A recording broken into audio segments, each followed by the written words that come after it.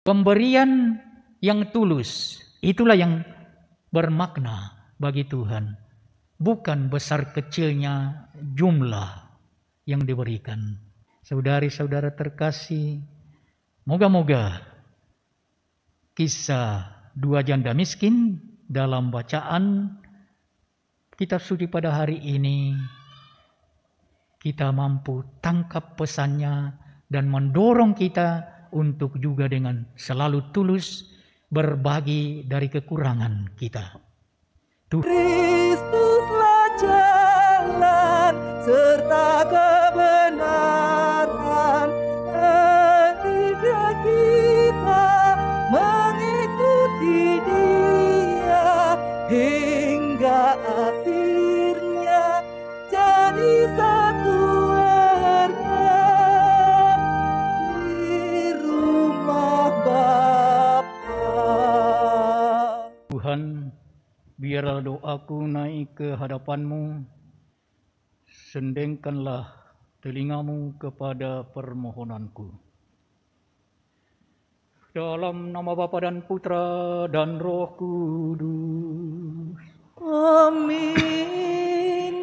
Damai bersamamu. Dan bersama rohmu. Selamat pagi saudari-saudara yang dikasihi Tuhan, baik yang ada di dalam gereja maupun yang mengambil bagian dalam perayaan Ekaristi hari Minggu ini dari rumah. Tema utama yang tampil ke depan dalam bacaan-bacaan dari kitab suci yang akan kita dengarkan pada hari ini ialah berbagi. Berbagi dengan sesama apa saja yang kita miliki.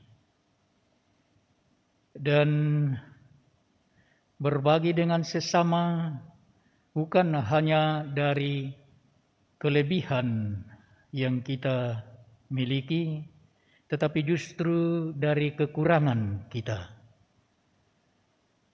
Intinya adalah ketulusan, keikhlasan, bukan dari besar kecilnya apa yang kita bagikan kepada sesama, tetapi tulus tidaknya kita, tulus tidaknya hati kita dalam berbagi itu.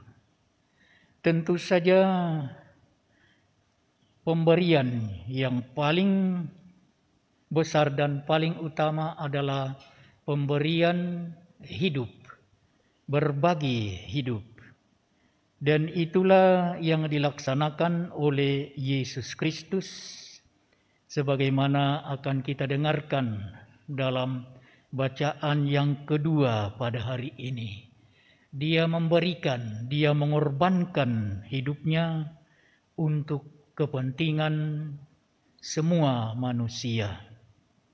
Sedangkan dalam bacaan yang pertama dan bacaan Injil, kita akan mendengarkan kisah dua janda yang miskin, yang justru harus diperhatikan, yang justru harus diberi, justru memberi dari kekurangannya.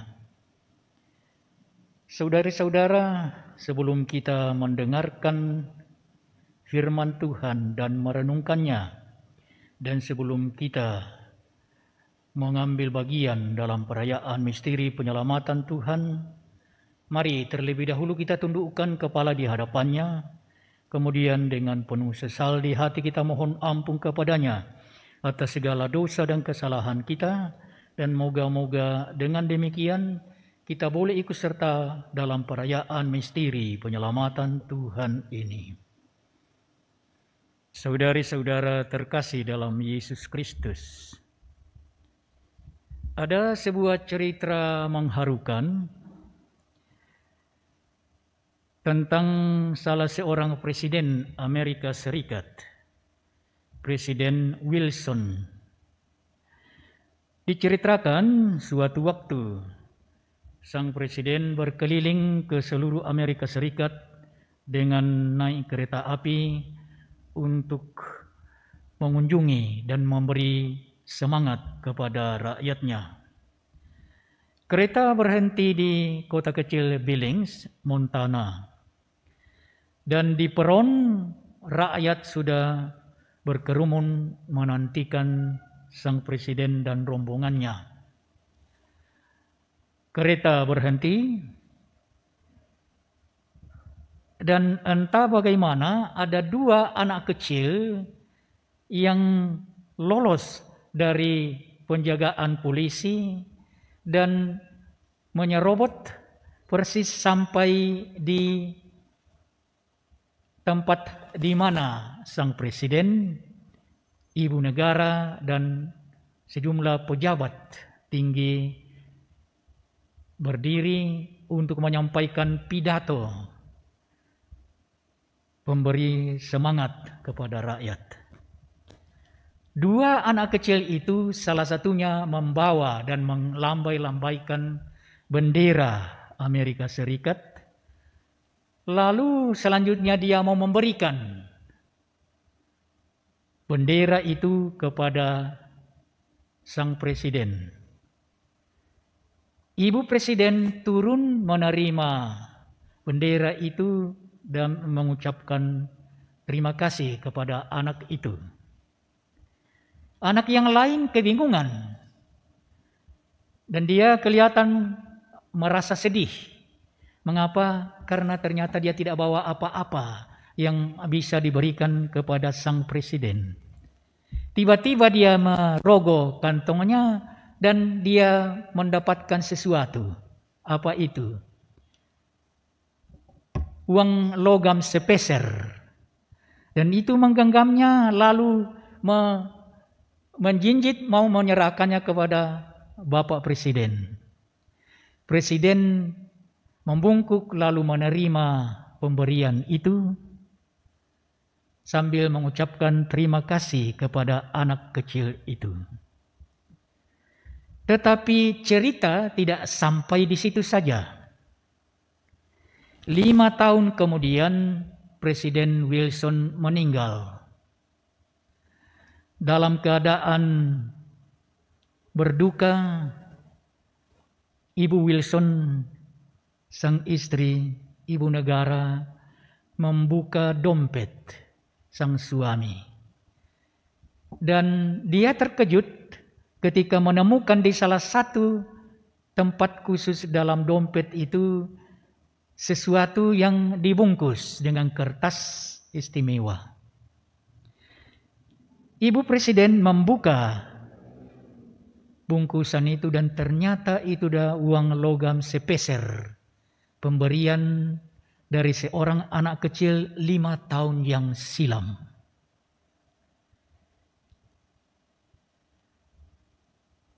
Ibu Presiden tercenung sejenak. Tetapi juga banyak orang yang kemudian mengetahui cerita itu dan menjadi sangat terharu bahwa juga pemberian sekecil apapun yang diberikan oleh rakyat, juga oleh rakyat yang masih kecil kepada presidennya, diberikan secara tulus, akan disimpan secara istimewa dalam dompet istimewa, dompet yang namanya hati, relung hati, sebagai sesuatu kenangan yang indah yang tak akan pernah dilupakan oleh sang presiden. Sebuah pemberian yang tulus dari seorang anak kecil mempunyai makna yang sangat besar dan mendalam bagi seorang presiden yang cinta akan rakyatnya. Saudari-saudara terkasih, baik dalam bacaan pertama maupun dalam bacaan Injil pada hari ini, diceritakan 2 sosok janda.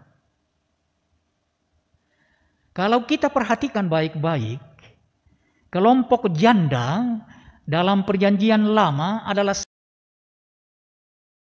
khusus disebut sebagai kelompok hamba Yahweh yang miskin, yang harus diperhatikan khususnya oleh pejabat-pejabat, oleh orang-orang yang memimpin. Mereka adalah kelompok tak berdaya, yang miskin. Mereka harus mendapat perhatian. Mereka harus diberi sesuatu untuk menopang hidup mereka. Tetapi kisah bacaan pertama dan bacaan Injil pada hari ini justru dua janda itu yang tampil bukan untuk menerima pemberian, tetapi memberi, berbagi dengan sesama. Janda di Sarfat itu sedang mengumpulkan kayu api untuk membuat roti dari tepung yang masih tersisa selama musim kering yang panjang. Dan setelah itu dia berpikir dia akan mati bersama dengan putranya, putra tunggalnya. Tetapi lalu Nabi Elia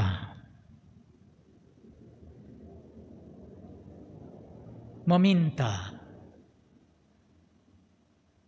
diberi bantuan air minum dan sepotong roti. Janda itu jujur, demi Tuhan Allahmu, aku tidak punya roti di rumah. Yang aku punya hanya segenggam tepung yang akan saya buat menjadi roti. Lalu sesudahnya memakannya bersama dengan putra saya, dan sesudah itu kami akan meninggal. Tetapi juga dalam keadaan kekurangan seperti itu, dia rela berbagi dari kekurangan itu dengan sang nabi. Dia rela memberikan dari kekurangannya. Dan lihatlah, Tuhan menghargai kerelaan itu. Tuhan menghormati kesudian memberi, berbagi dari kekurangan itu. Sama halnya dengan kisah janda dalam Injil yang dikatakan memasukkan sumbangan tak berarti dibandingkan dengan orang-orang yang berpunya, orang-orang kaya yang memberi sumbangan besar. Tetapi Yesus lebih menghargai pemberian dari janda miskin itu. Yesus menegaskan, janda itu memberikan lebih besar daripada semua orang lain. Mengapa? Karena dia rela memberi dari kekurangannya. Sedangkan orang-orang lain itu memberi dari kelebihannya. Bagi Tuhan yang berarti bukanlah besar kecilnya pemberian yang dibagikan kepada sesama, tetapi yang berarti adalah besar kecilnya kerelaan hati untuk memberikan. Saudara-saudara terkasih, apa pesan relevan, pesan yang mengena untuk kita dari kisah dua janda miskin itu yang rela berbagi dari kekurangannya? Saya kira banyak dari kita yang secara spontan berandai-andai. Andai kata aku lebih kaya, andai kata aku lebih pintar, andai kata aku lebih mampu, andai kata ini, aku pasti akan memberikan lebih baik, lebih banyak kepada sesama, kepada Tuhan lewat pemberian di dalam gereja. Itu sangat manusiawi dari kita. Nah, karena itulah saya kira pesan dari pemberian tulus, pemberian dari kekurangan dan bukan dari kelebihan dari dua janda miskin itu mengingatkan kita. Jangan kita hanya berandai-andai, andai kata aku lebih kaya, andai kata aku lebih pintar, andai kata ini, andai kata itu. Aku akan berbagi dengan sesama dalam gereja, dalam masyarakat lebih besar. Kisah dua janda miskin dalam kitab suci yang kita dengarkan pada hari ini. Dan kisah anak kecil dengan sang presiden Amerika Serikat itu menegaskan kepada kita, kita tidak perlu berandai-andai untuk siap dengan tulus hati berbagi dengan sesama. Dan dengan demikian juga berbagi dengan Tuhan. Tuhan yang telah berbagi dengan kita dalam putranya Yesus Kristus dengan memberikan dirinya, hidupnya sendiri. Sebagaimana kita dengarkan dari bacaan kedua tadi. Pemberian yang tulus, itulah yang bermakna bagi Tuhan. Bukan besar kecilnya jumlah yang diberikan. Saudari-saudara terkasih, moga-moga kisah dua janda miskin dalam bacaan kitab suci pada hari ini kita mampu tangkap pesannya dan mendorong kita untuk juga dengan selalu tulus berbagi dari kekurangan kita. Tuhan memberkati kita. Amin.